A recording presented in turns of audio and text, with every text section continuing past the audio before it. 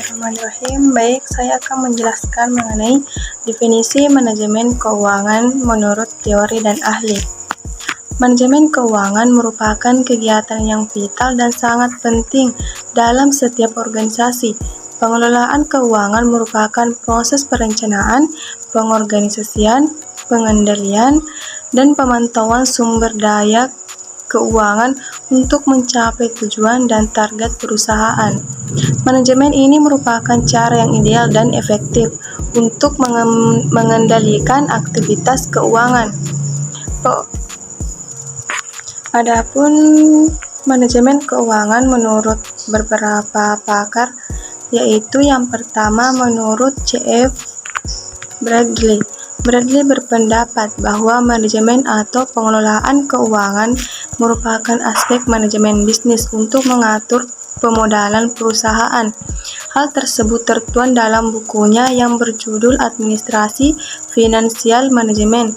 Tidak hanya itu, pengelolaan keuangan juga harus mempertimbangkan pemilihan sumber kekayaan yang dimiliki untuk mencapai tujuan.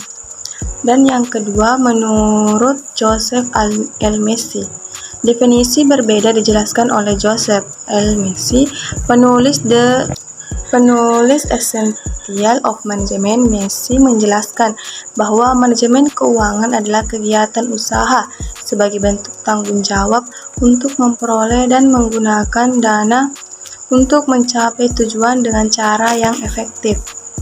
Dan yang ketiga, menurut Bambang Rianto, manajemen keuangan merupakan semua aktivitas yang dilakukan oleh lembaga pendidikan yang berkaitan dengan upaya untuk memperoleh uang yang dibutuhkan dengan biaya serendah mungkin.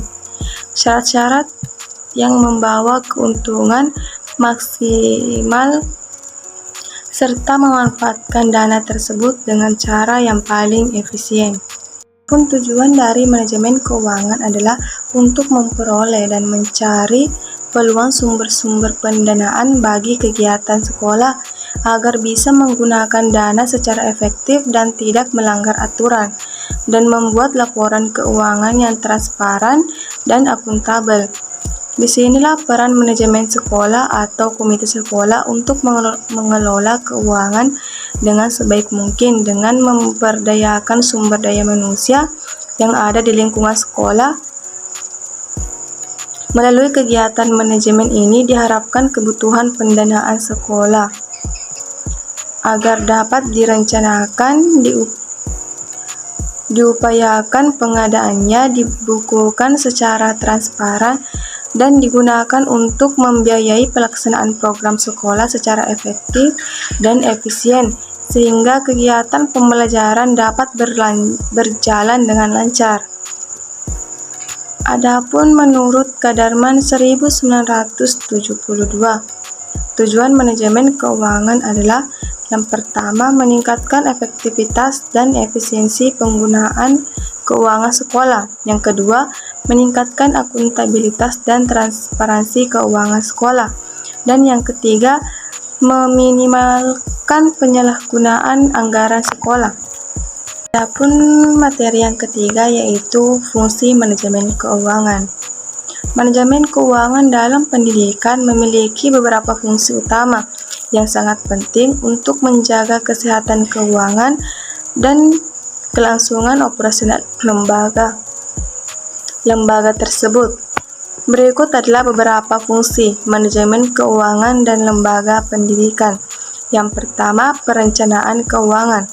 Merencanakan pengeluaran dan pemasukan keuangan jangka pendek dan jangka panjang untuk memastikan lembaga memiliki dana yang cukup untuk operasional, pembangunan, dan kegiatan lainnya.